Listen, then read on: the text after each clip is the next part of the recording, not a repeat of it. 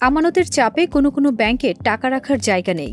এইসব ব্যাংকের অনেক শাখা বাড়তি টাকা কেন্দ্রীয় ব্যাংকে জমা দিচ্ছে, কারণ ভল্টে টাকা রাখার সীমা নির্ধারণ করে দেয়া আছে। সংশ্লিষ্টরা বলছেন, প্রতিটি ব্যাংকের শাখায় ভল্টের একটি নির্দিষ্ট সীমা নির্ধারিত। শেখ হাসিনা সরকার পতনের পর দেশের ব্যাংক খাতে ধস নেমেছে।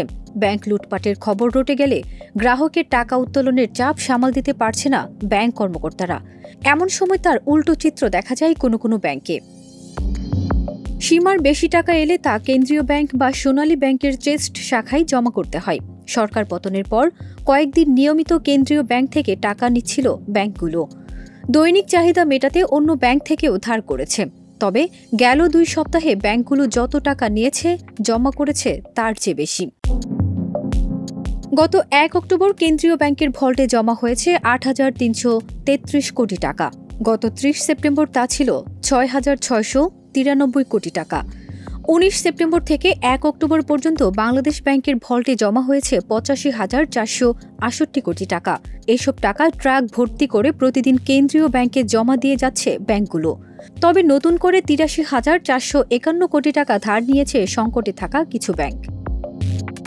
জানা গেছে, দুর্নীতিসহ বিভিন্ন উপায়ে অর্জিত অর্থ নানা উপায়ে অনেকেই ঘরে রেখেছিলেন। তবে সরকার পরিবর্তনের পর তাদের বেশিরভাগ পলাতক।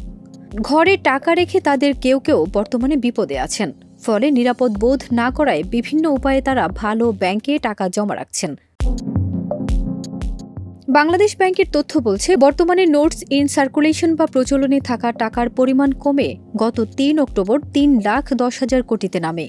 গত 15 আগস্ট তা ছিল 3,22,061 কোটি টাকা।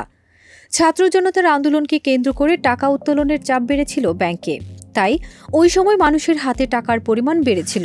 সেটি আবারও ব্যাংকিং চ্যানেলে ফেরত আসতে শুরু করেছে।